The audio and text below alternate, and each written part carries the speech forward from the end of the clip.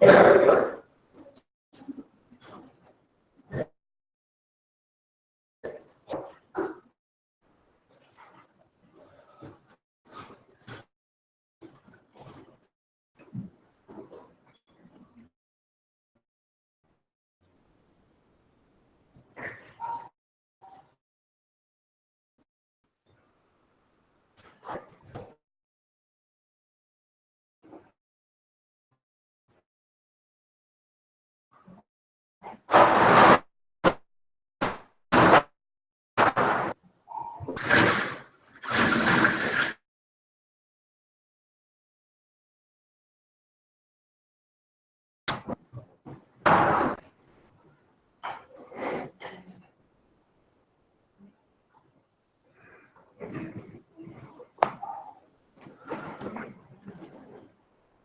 morning, everyone. Chào quý vị. No Chinese needed. Ai cần dịch tiếng Hoa không? English, Vietnamese, okay, right? Okay. No Korean today.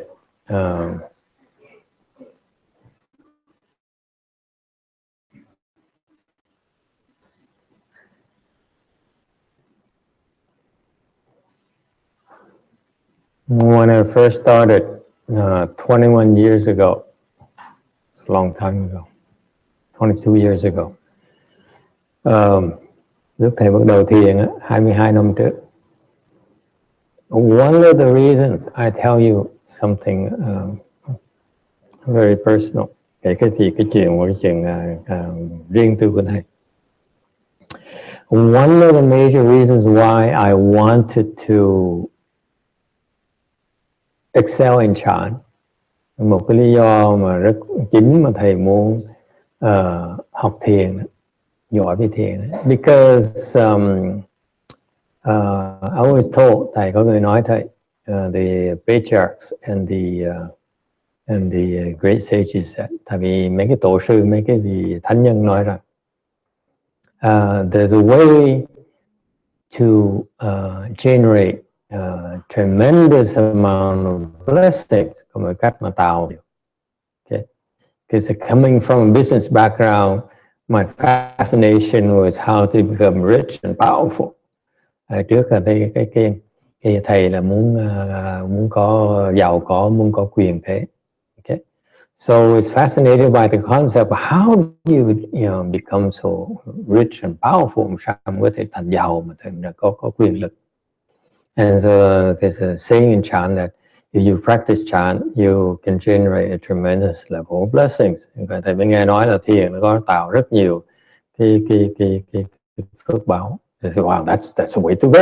Maybe a new approach in life. Có cách mới để mà tạo, để làm giàu. And how do you do that? Not by selling, không phải để bán. Not by stealing, không phải để ăn cắp, mà nhờ ăn cắp. But they said that if you can meditate, nếu quý vị có thể thiền, and are able to, và quý vị có thể in one split second, ngồi trong một chốc lát thôi đó, một cái giây phút thôi đó, to have no thoughts in your mind, và quý vị không có một cái tư tưởng nào trong đầu cả, then you are generating blessings, thì quý vị đang tạo cái phước more than, nhiều hơn, it's someone, nhiều hơn là một người đó were to take the Ganges sands, lấy cái người đó mà lấy cái cát của sông Hằng, như India, the biggest, longest river in India, and the sands in Ganges, on the Ganges River, the cát của sông Hằng is uncountable. Các sông Hằng không thể đếm được. Yes. So the Buddhist has a saying that Ganges sand meaning is uncountable number. Thành cái Phật giáo mà dùng cái chữ mà không thể đếm được, nó nhiều không thể đếm được. Even computers can't come up with a number. Okay, nó lớn hơn tất cả số điện toán cái việc có. You take all the Ganges sands and the sands of the Ganges River and give a temple made of 7 jewels.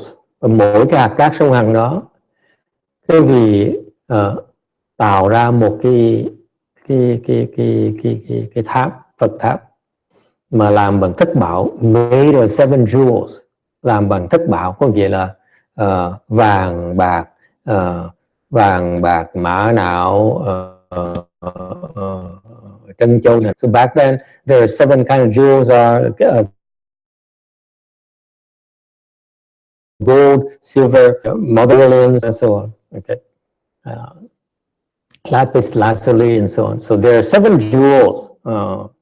They are considered the gems of humanity. Ở từ xưa có thất bảo là những cái loại 7 cái loại bảo vật mà quý nhất, chắc nó quý nhất trong cái cõi nhân gian này. You take all the 7 gems and make them of of stupas or temples, tạo bằng cái Phật tháp bằng thất bảo, and you give it, you donate it to make an offering to the triple jewel, và cái vị cúng dường tất cả cái đó. Thì cái phước báo mà cái vị tạo về những cái bố thí đó nó còn thua là ngồi trong một chốc lát nữa. So the blessings you generate from donating the Ganges sands worth of stupas made of 7 jewels, okay, is even less than you were to be able to sit in meditation with no thought for 1 split second. Thầy nói nhắc lại cái vị biết, nếu cái vị ngồi thiền mà không tạo một cái tư tưởng nào cả trong đầu đó, trong một chốc lát thôi đó, tí xíu thôi, ok, thì cái phước báo nó còn lớn hơn là cúng dường thất bảo của Phật tháp nhiều bằng cái cát sông Hằng. That's why I wanted to learn to meditate. That's why I wanted to learn chant. Vì vậy thầy mới muốn học thiền. Believe or not, you believe or not, cái vị tin là không tin? No. Where's the money? Where's the money? Yeah, well, it's not happening. I'm glad she asked. câu hỏi là tiền ở đâu vậy? Okay, if you do chant, where's the money? Thì you just okay. Where's the beef? Okay, I'm still working on it. Thì thầy trả lời là thầy vẫn còn làm tư như thường, I'm not done yet. So chant is the state of chant is way beyond your imagination. Thành cái cảnh giới sức tưởng tượng của quý vị. Okay, that's the idea behind it. But what I'm getting at is today I wanted to talk to you about this concept of blessings, right? When you do chant, you generate a lot of blessings. Thì ngày hôm nay thầy cũng thể nói quý vị biết về cái thất bảo của tháp được, nhưng đều thầy nói về cái gì, về cái phước là cái gì. Okay? It takes a lot. Chant generates a lot of blessings, and it takes a lot of blessings to practice chant. Thiền có thể tạo rất nhiều phước, và cần rất nhiều phước mới có thể thiền được. So far so good.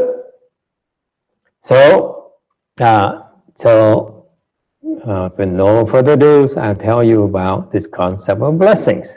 Okay? Ta nói về cái vị biết, về cái phước là cái gì. Yes?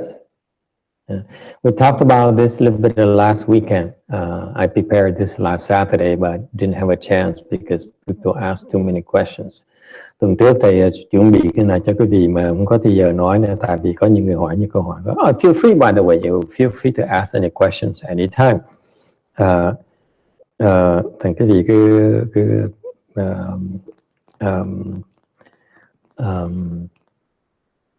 thoải mái mà hỏi câu hỏi khi có thắc mắc. Okay. It takes a lot of blessing to practice chant. So what are these blessings here? Thành trong Phật giáo mình nói là cần rất nhiều phước mới tu được thiền. Okay. It takes tremendous amount of blessings to practice jhana. Okay. Thành cái phước là cái gì? Okay.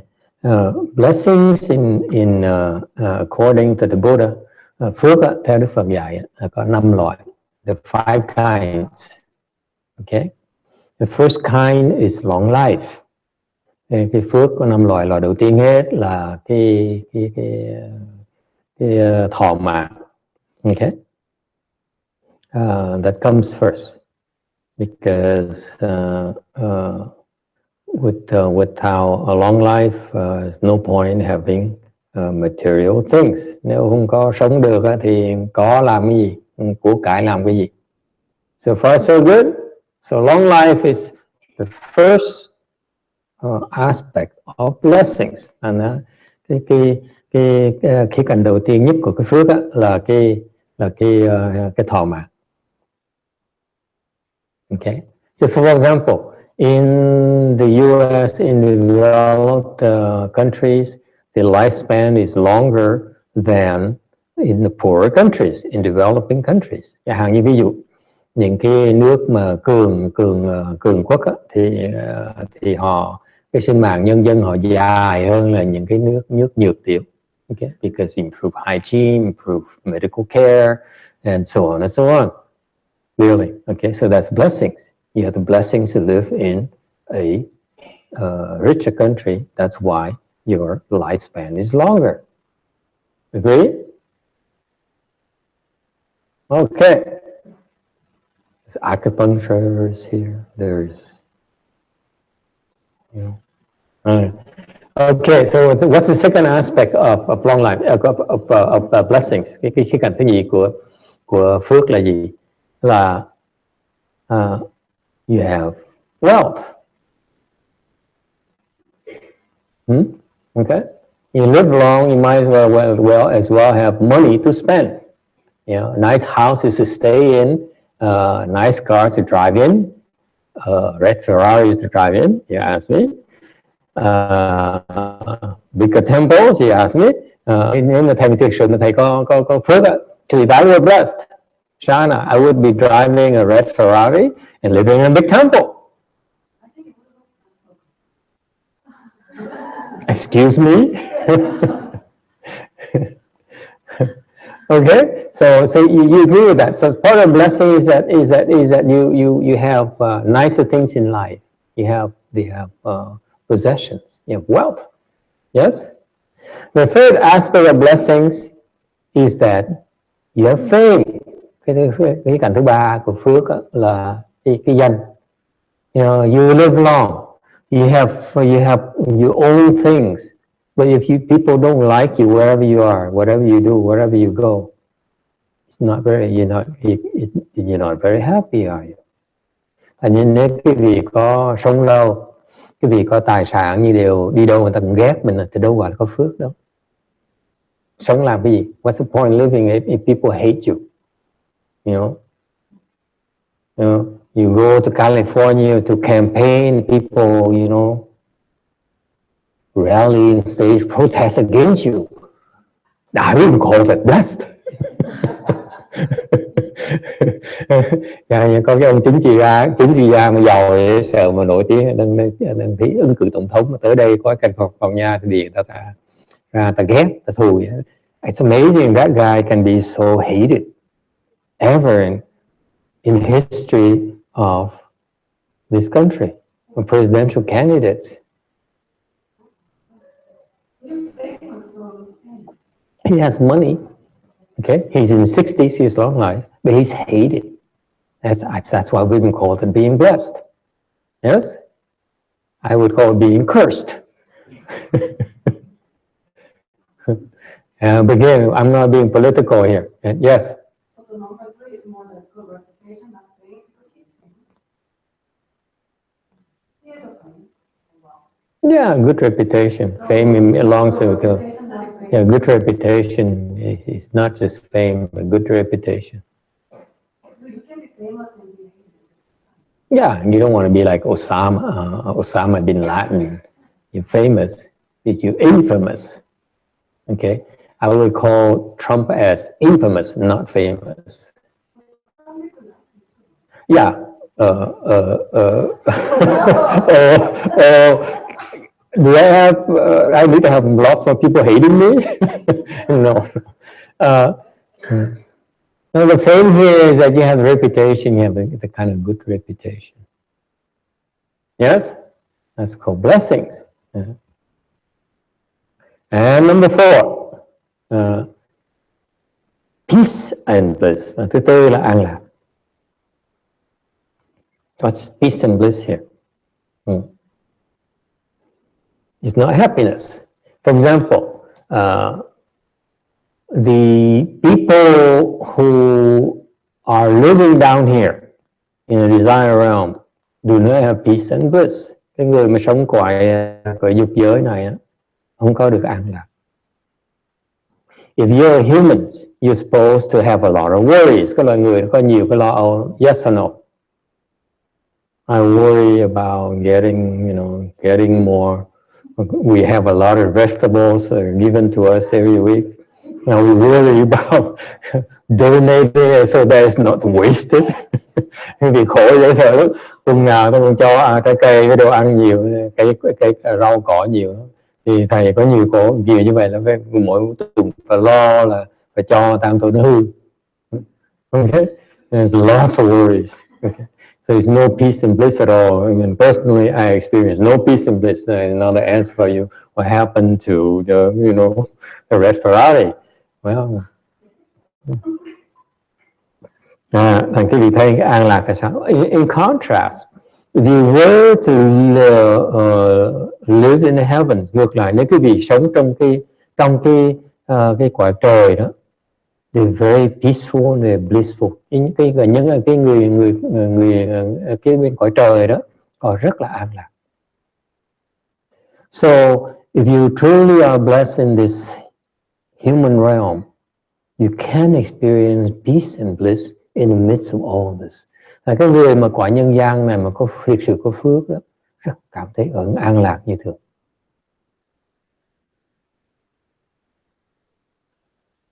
So far so good.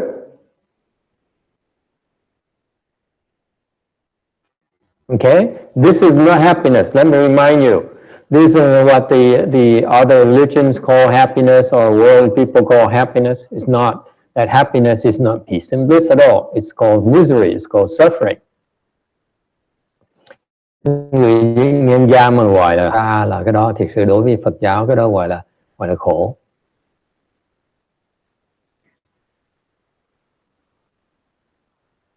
Most of you disagree, but you don't dare raise your hands. Ai cũng không đồng ý cái chuyện này, đừng không dám cãi này. Yeah? The concept of happiness, as you know, it's nonsense. It's not really happiness at all, except when you go see the shrinks and they say, "Oh, you're so happy." Oh, excuse me. Oh, excuse me. My true prejudice has come out. Yes. Mm-hmm. And I worry people leaving my doors.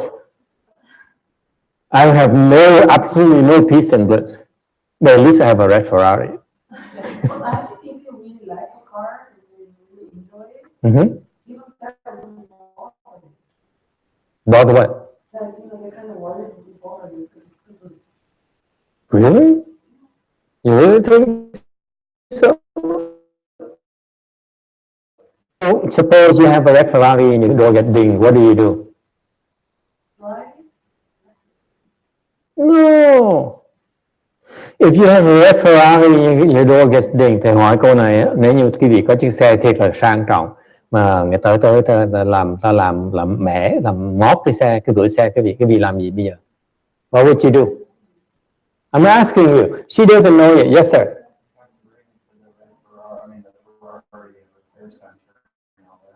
Yeah, he will go and repair center, Ferrari repair center of LA or San Diego, whatever. Okay, then sẽ đi sửa. Anyone else?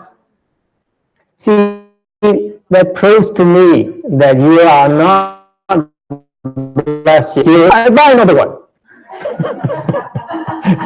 If you have blessings, donate to the temple. Thầy mới thực sự giàu, thầy sẽ cúng cho chùa xong thầy mua chiếc xe khác. That's called blessing. Agree, disagree? We're talking big time here. You cannot be small thinkers. See, Tommy likes it now. Now he's awake. You see, that's blessings. You buy another one. Oh, then a better one. A better model. I buy a better model. Okay? So that's peace and bliss. So that means you really have no worries at all. You buy a Ferrari, you drive it, and you drive it, parking lot. You drive it wrong, so you could key the key, your door. And say, I'll buy another one. That's peace and bliss. Can you see that? Quý vị thấy không? Quý vị không lo hết mới có là an lạc được. You have no worries whatsoever. That's called peace and bliss. Because the happiness that you talk about is like you marry someone you're in love with, and you worry about losing her. You really have peace and bliss when you marry someone you lose.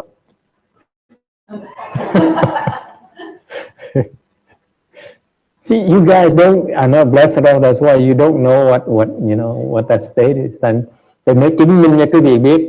Cái người mà nói là tôi chứng minh quý vị thấy quý vị chưa đủ phước, thành quý vị chưa suy nghĩ như cái người có nhiều phước. I just proved to you that your mindset is not. You don't have enough blessings yet. That's why you're not thinking properly. Thành quý vị chưa đủ phước, chưa biết suy nghĩ. Yes, ma'am. I want to share with you. Yes. I'm driving S5, right? And then after we Getting up there. Yes. Still for me, and then I was driving, and then I make a right. Like I'm trying so like I just try to go to a cover. 2 times in a week. 2 times in a week. Yeah. Right after YouTube. Uh-huh. So I go to my office and I look at my employees like, today I express my third cover. I don't know how much it costs. They look at me like, what are you smiling talking about? See, but you're talking about a cover only, the rims. Okay, they call it rims. I call the entire car. It's too expensive. The S5? No. It's expensive. Anyway, I told him it's a family problem. Like smiling, talking about it. Like I don't remember. That she have some blessings. You see, she has some blessing. That's why it doesn't bother you. Precisely the point.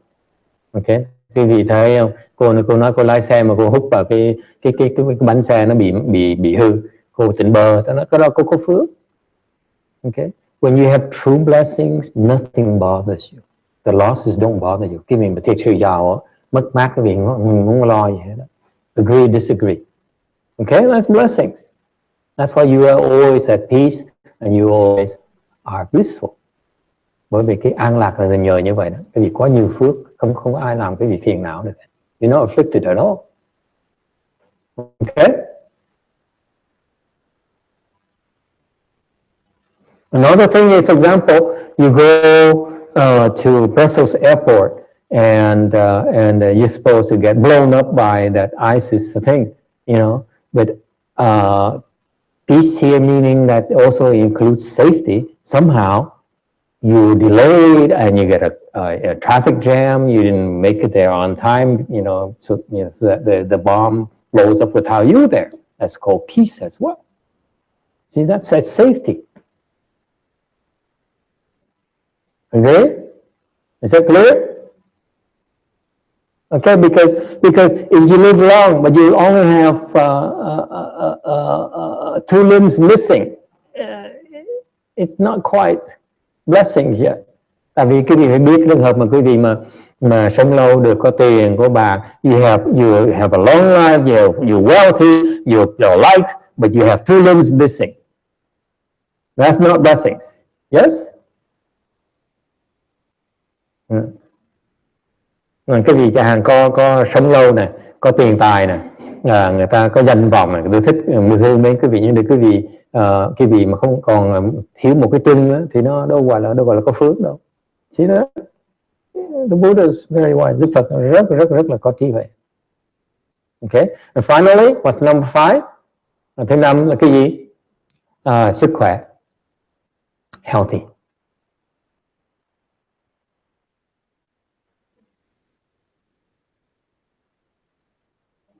Okay.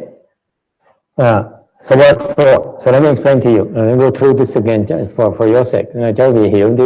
Long life, the basis of life. I mean, human life is you want to live as long as possible. Thứ nhất là thấy cái phước đầu tiên là cái thọ mạng. Number 2 is you need to have money to spend. Phước mình có tiền. Okay. Fame, people are you're liked by many people. Người ta thích quý vị. Okay. Number 4, you're peaceful and blissful. The prior 3 are outside. You know, the number 4 is inside. You feel good inside. Cái 4 này, cái an lạc này, quý vị cảm thấy sung sướng ở trong cái thân, cái tâm mình nó sung sướng. You feel good inside. Number 5, okay, you feel satisfied. Cái sức này, you have the health to be able to do the things you want to do. Cái sức này có nghĩa là quý vị có đủ cái sức lực để có thể làm những cái mà mình muốn làm.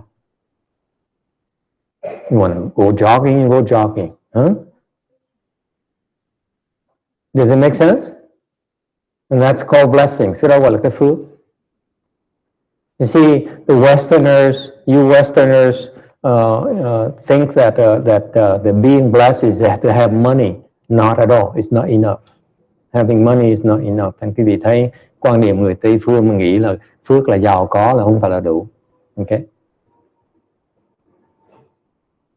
Like that Mr. Trump, you know, he may have money, but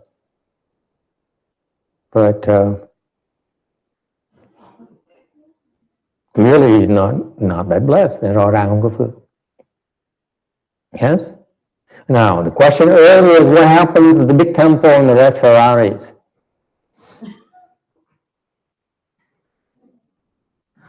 Cái câu hỏi lớn hồi này là tại sao thầy cái chùa lớn của thầy cái xe đỏ thầy ở đâu?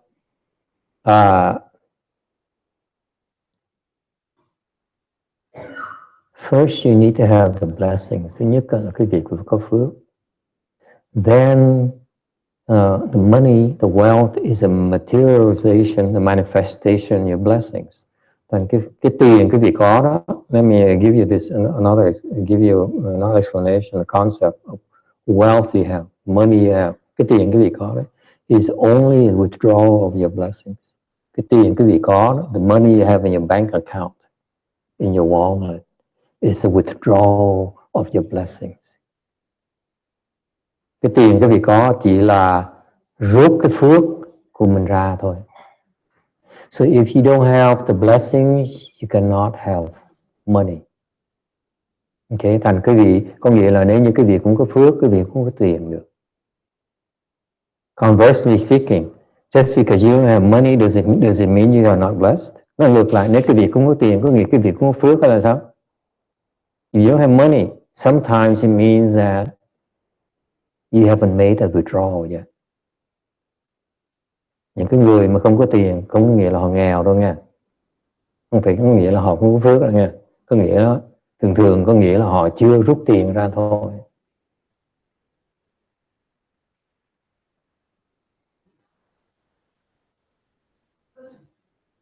Yes.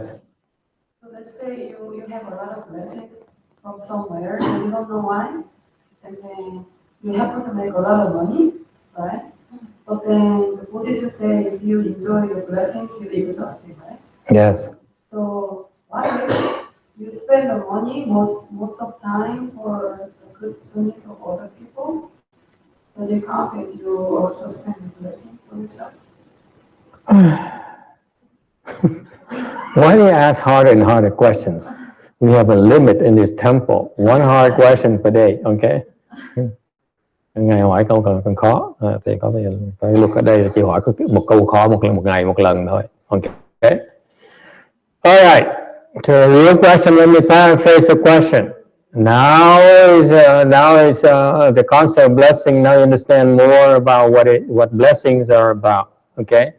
How do you generate blessings? Yes. And Khi quý vị biết có cái phước là gì rồi thì cái vấn đề thứ nhì là quý vị biết làm sao mà tạo phước. Yes, you want to be rich and you must have blessings. And how do you generate blessings? Làm sao mà tạo phước? Muốn giàu thì phải có phước, muốn có phước thì phải làm cái gì bây giờ? And the Buddha also said next, and Đức Phật giải tiếp, says the three ways to generate blessings. Muốn tạo phước có 3 cách. First one is to give. Thứ nhất là phải bố thí.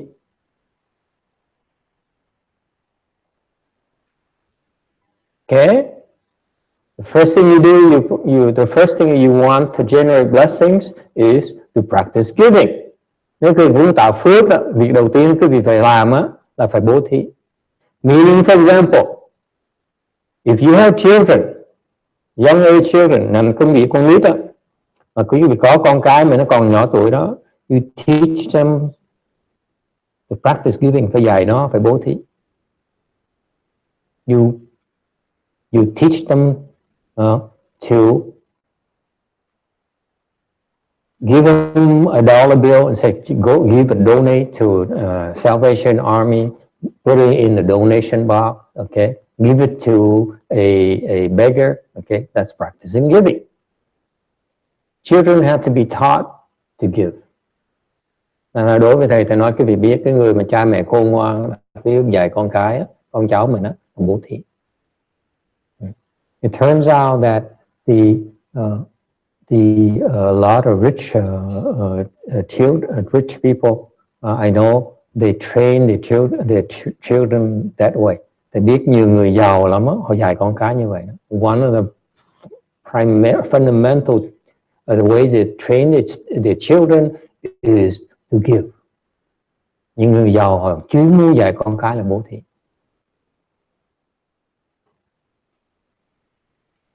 Okay?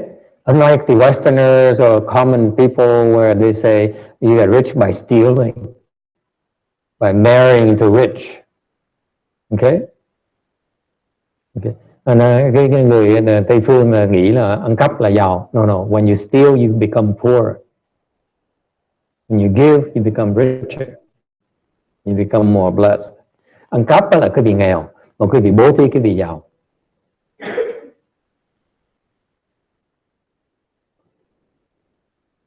You didn't even know this? Có biết chuyện này hả? Oh my God. Your parents never taught you? This is part of being a parent, is teaching your children the proper knowledge. Okay? You have to teach them to give. Cha mẹ phải dạy con cái là phải bố thí. That's a part of being a human, is to give. Con người là phải bố thí.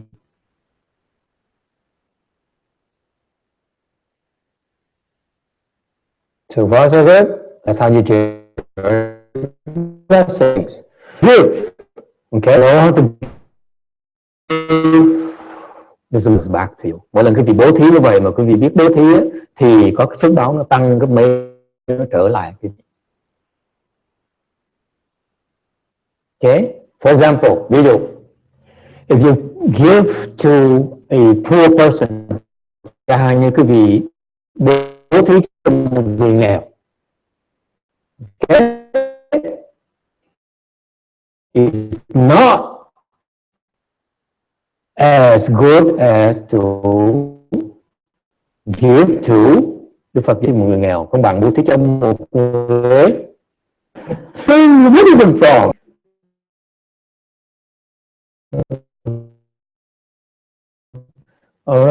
Bố thí người nghèo không bằng bố thí người giàu. Trời đất ơi, đâu vậy?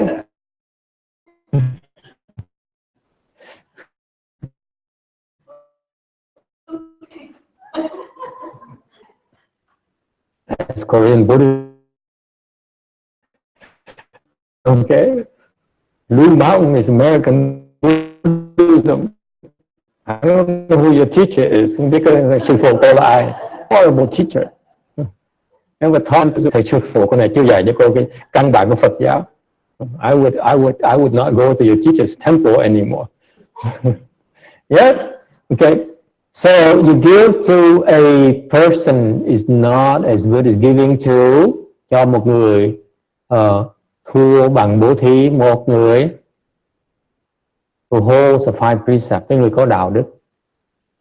If you give to one person, let's say to a homeless person, it's not as beneficial to give to a person who's moral,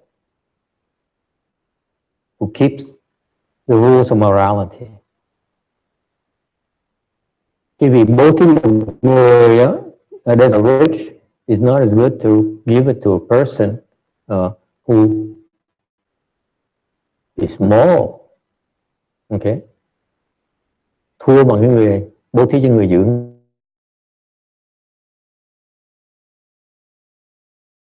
giới. So first, so it makes a difference how you donate, how you give. Thành cái sự khác biệt nhau nhiều đúng không ạ?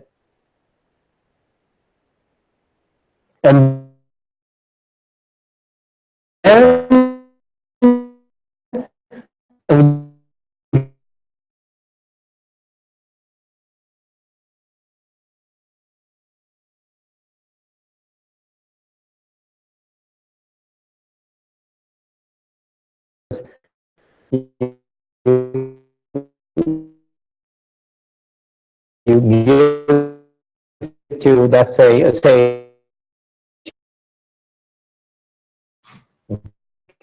Okay.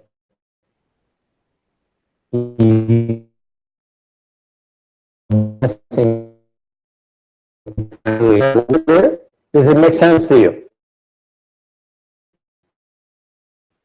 Sense, right? Yeah.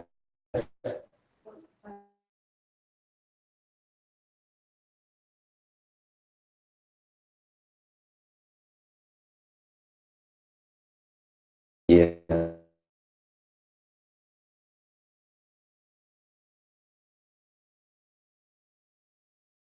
The rules of morality, meaning you don't steal, you don't kill, you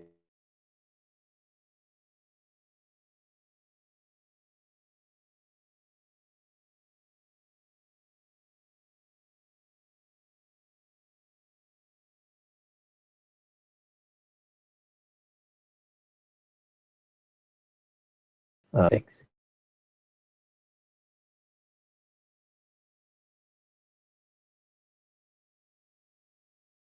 Okay, whatever. Okay, it's not as beneficial to you as a person who donate to give to a person who holds the five precepts. You can donate to 1,000.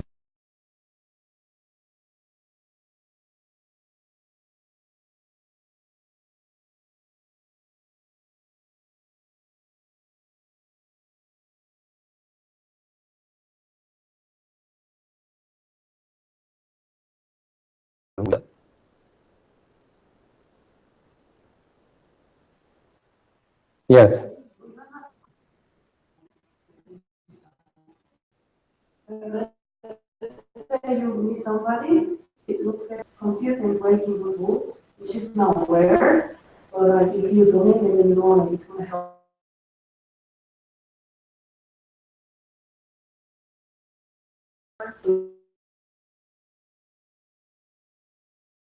To get the fire. It's not so good. Okay. I reached my quota answering hard questions to a single person during the day. Người ta hết cái hạn chế của thầy với rồi một người có lợi khó một người một ngày thôi. So I have to look up the internet for the answer.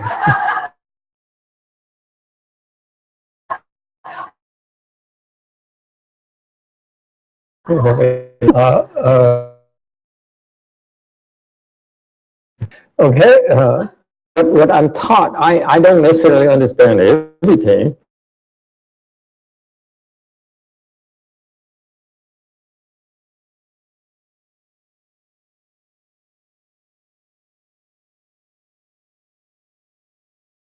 Thầy thôi, qua loa thầy thôi. Supply that comes back to you depending on you give to. Nói cách khác, cái gì mà bố thí mà đúng á, thì nó cái lời gì nó lớn, phước báo nó lớn. For example, even if you were to donate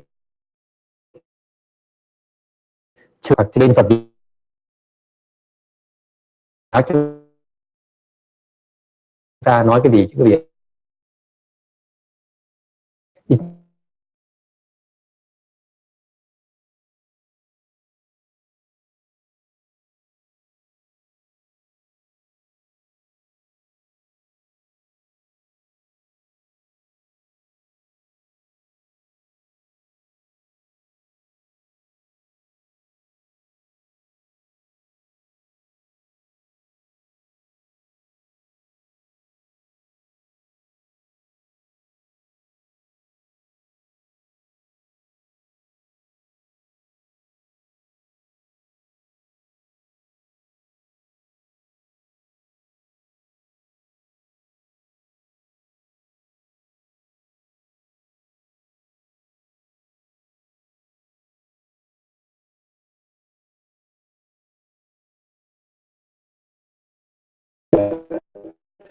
Yes, sir.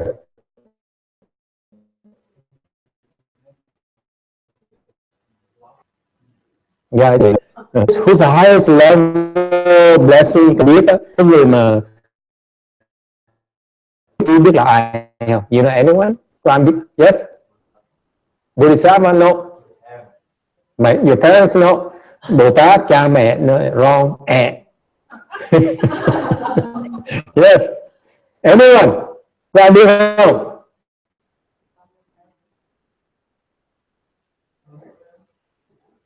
Hả? Đạo mà ra cho no. Who's that person when you donate to results in the highest level of blessings possible for you? Cái người nào mà quý vị bố thí có thể là cao nhất? Not the Buddhas, not the Buddha relics, không phải là Phật, không phải là Xá Lợi. What is it? Not quite. Yes. Anyone?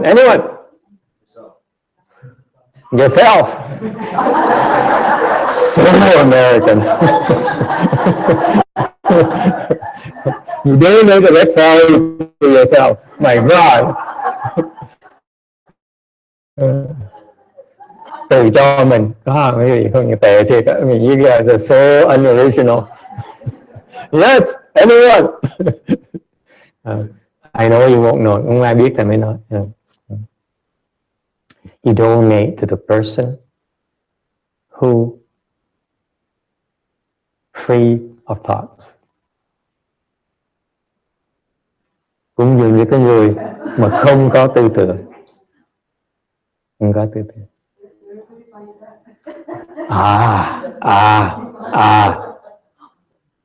How do you find a person? It's impossible. You don't know who that person is. Vì thế, this is the beautiful part of the teaching. Bởi cái chi Phật nó tuyệt vời như vậy đó. Cho một cái người mà không có tư tưởng, the one who does not think, who has no thoughts. You donate the person, okay? For example, let me be specific to you. You take $1 and you give it to the person who has no thoughts. Quý vị, nếu như mà quý vị lấy $1 mà cúng dường cho một người mà không có tư tưởng, you know how much money you're making? What's coming back in your way? How many blessings are you getting back? Quý vị biết cái phước báo quý vị có lại bao nhiêu không? Anyone? Yes, sir. Uncountable blessings.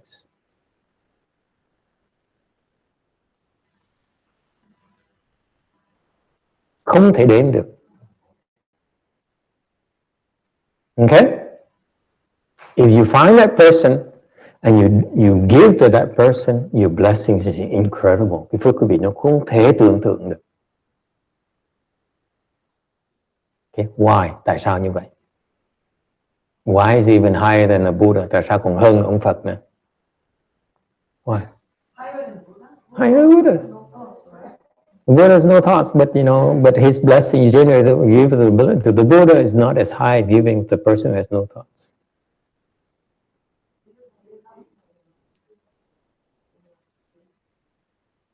You can't find that person. Tìm ra. How do you find that person? How do you find that person? I ask you. Làm sao kiếm người đó bây giờ? How do you recognize this person? Làm sao nhận người ta được? So how?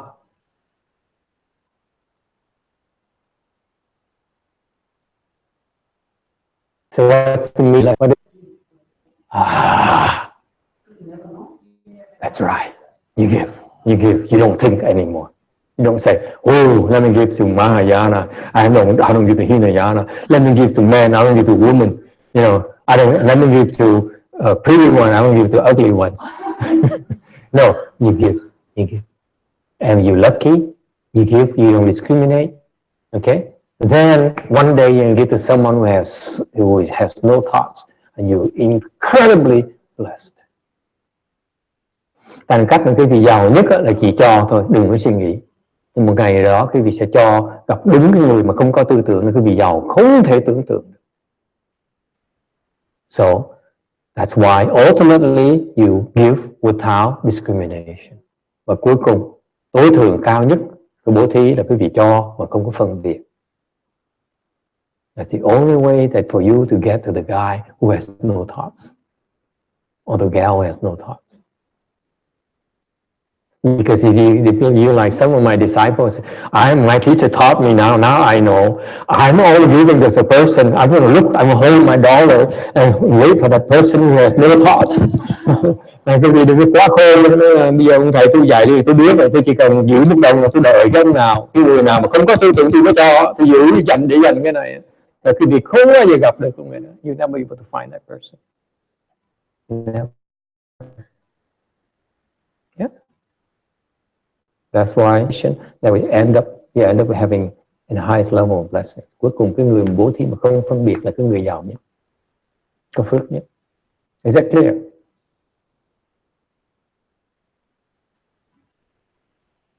So the question earlier, one question earlier is, aren't you supposed to discriminate, not discriminate? Yes, you're not supposed to. But starting out, before you get to the highest level, you need to learn to discriminate, to build up to it. Mặc dù cuối cùng quý vị là không có cần cái tâm phân biệt, nhưng đều muốn trước khi mà tới cái tâm phân biệt đó, quý vị phải có tâm phân biệt mới tới đó được. Does it make sense to you? You need to be smart first before you become wise.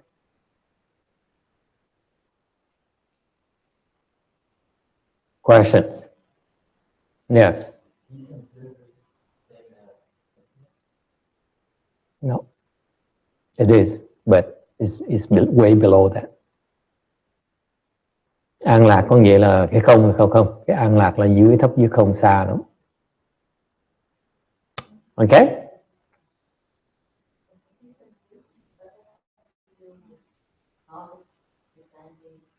No. No. It's something you feel inside. Peacefulness of your mind and the blissfulness of your mind. You feel so happy inside. It's not outside. Peace and bliss is internal. Cái an lạc ở trong đó, nó không phải ở ngoài. That's if you feel inside. Ở trong đó. Okay? So the first thing you do, you teach. You need to practice giving. Đầu tiên cái việc dạy con cái mình là phải dạy người ta bố thí. Okay? Number two, another better way to generate blessings is to be moral. Cái cách thứ nhì mà quý vị tạo nhiều phước hơn nữa là bằng cách là trì giới. Yes. The mere fact that you are a moral person, you are generating a lot of blessing. Quý vị đang làm cái chuyện đạo đức, đang trì giới, đang giữ giới, không làm chuyện ác, làm chuyện thiện, là quý vị đang tạo rất nhiều phước.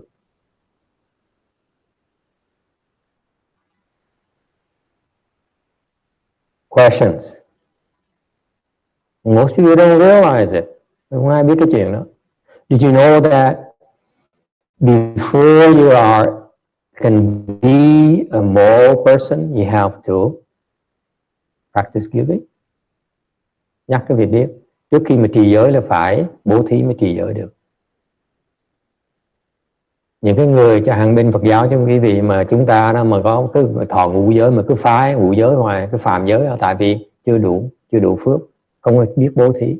For example, many Buddhists, they receive the 5 precepts and they cannot keep the precepts because they haven't practiced giving enough yet. It takes a lot of blessings for you to be a moral person. Cái người mà có đạo đức, có phước lắm mới có thể thành đạo đức được.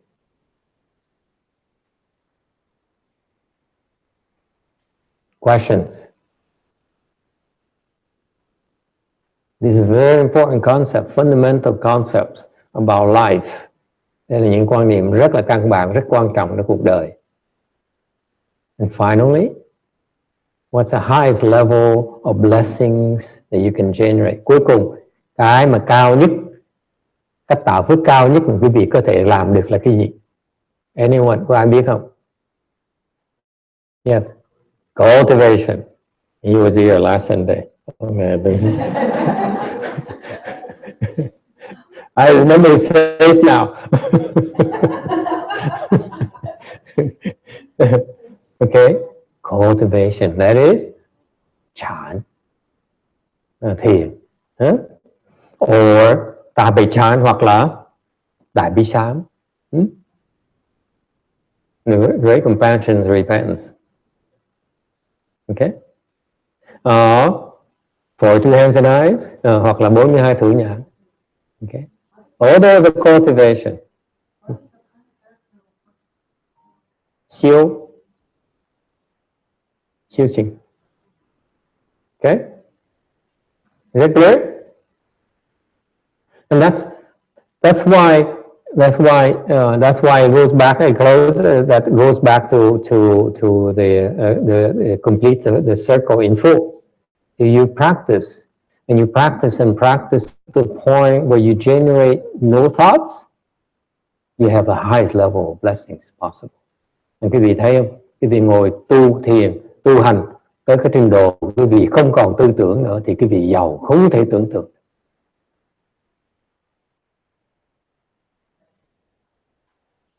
And then, for the sake of some, Westerners, what happened to their temples and their red Ferraris?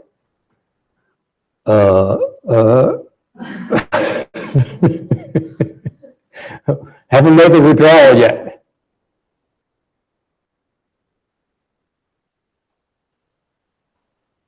The truly blessed people, they don't show up. They don't reveal the blessings. Những người mà thực sự người ta giàu, người ta không lộ ra.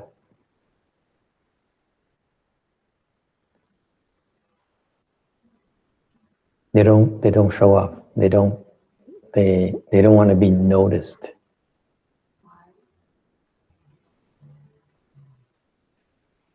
I don't know. I'm not blessed. That's why I can't answer that.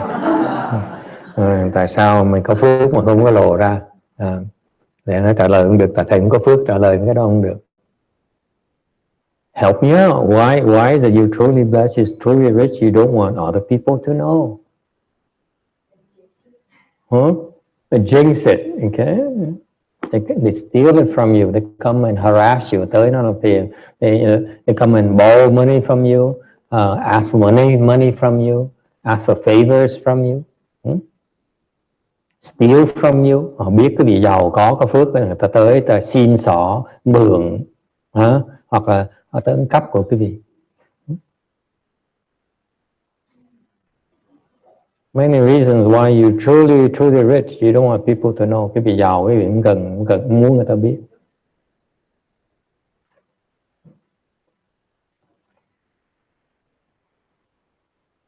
Questions?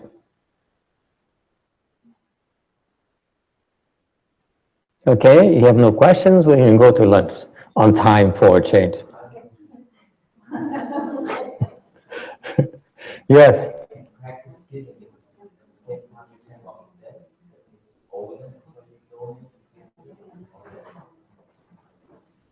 No, you give just to generate blessings. You just give. Don't worry about paying off. You don't need to know paying off. Paying off or not doesn't matter. The mindset here is when you have the chance to give, give. And this is what I feel is missing in the education system. No, this is why you see, this is why the rich get richer, because they know how to give. Okay? Thành ra thầy nói cái chuyện mà dạy giáo dục là rất quan trọng. Cái việc dạy những cái căn bản của giáo dục là phải dạy con cái mình là biết bố thí. I feel that one of the fundamental teaching part of educating your children, if you really are blessed, is to teach them to give. Những cái người mà có phước đó, biết dạy con mình tạo phước bằng cách là bố thí. That's fundamental. You have to practice giving. Okay? The more you give, the more blessings you have. Cho càng nhiều, quý vị càng có nhiều phước như này. You never lose when you give. Quý vị không bao giờ thiệt thòi khi mà bố thí. Never. Ever. Give, for example, ví dụ các, if you give without any discrimination, quý vị bố thí mà không có phân biệt gì hết, you don't discriminate against poor or rich, quý vị không phân biệt giữa giàu với nghèo. Okay. You even generate more blessings on top. Quý vị tạo rất nhiều phước. You don't need to go look for the Buddha and so on. Just give. Okay. Chỉ cho thôi, bố thí thôi, không cần phân biệt. Cái đó tạo phước lớn không thể tưởng được. And it takes a lot of practice. That's why you have to teach your children to give. The importance of giving. Thành thầy chủ trương phải dạy con cái mình là phải biết bố thí. Bố thí rất là quan trọng. Teach your children, teach your nephews, teach your nieces. You have to give. By doing what? Bring them give them a quarter, a dollar, and bring them in front of a beggar or a mendicant and say, give. Okay? Phải dạy nó. Đích thân mà dạy nó. Tới mà cho người ta. That's very important. Okay? And now as Vicky is here to remind us that tomorrow we have Taco Sunday. Cô Vicky cô mới tới. Muốn nhắc quý vị ngày mai là có taco. Okay? All right? Any other questions? Ai thắc mắc gì khác không?